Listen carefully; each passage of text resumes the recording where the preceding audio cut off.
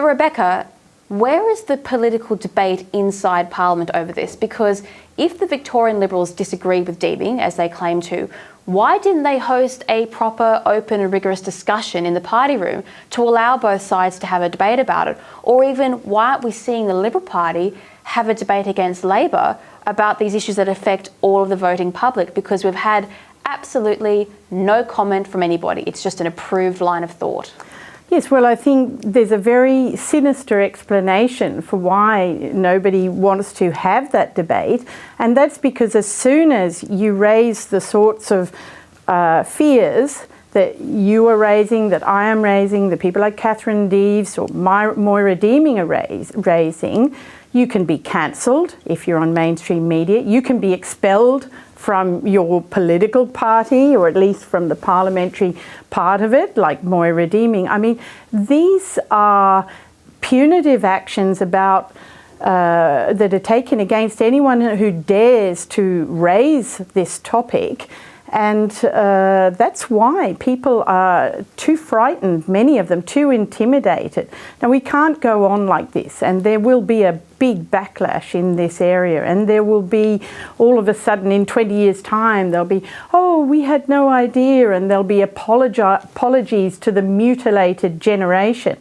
But, you know, at the moment, everybody is too frightened. They don't want to be cancelled. They don't want to be branded transphobic. You know, they don't want to happen to them what happened to J.K. Rowling, for example. She's got a lot of money. They don't. They're frightened for their jobs. So it's a very grim place that we find ourselves in. Well, most of the gender activist culture centres around a handful of prominent brand ambassadors hired by companies. Now, these include men who model women's clothing and accessories. It's all part of the new ESG system where companies are rewarded for producing trans and LGBT marketing material, even if it has nothing to do with the product that they're actually trying to sell. Is this starting to backfire, Rebecca? Because not only is Bud Light losing a fortune, a collection of brands have recently distanced themselves from a trans influencer here in Australia.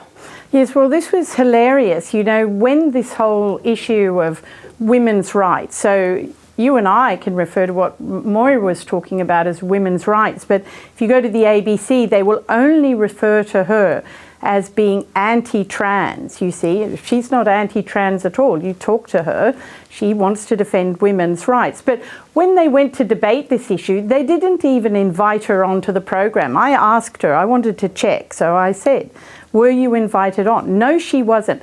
They invited on John Prosciutto, a man, I might note, to talk about women's rights. Then they invited on Greg Mirabella. John Prosciutto said no, so Greg Mirabella came on.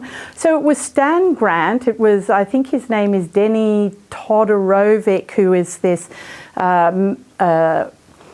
he's a man, actually, and now he has given us permission once again to refer to him as a man. But when he went on to Q&A to discuss this issue, he was very proud about his pronouns and said he was she or her or them or whatever it was.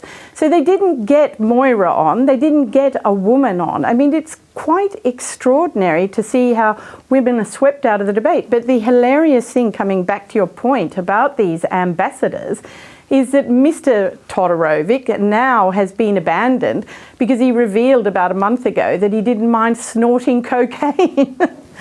And it seems you can do all sorts of things, but snorting several lines of cocaine and then seemingly threatening to blackmail one of the brands he was meant to be representing by suggesting that some of their employees also like to snort cocaine. This was a step too far. So there's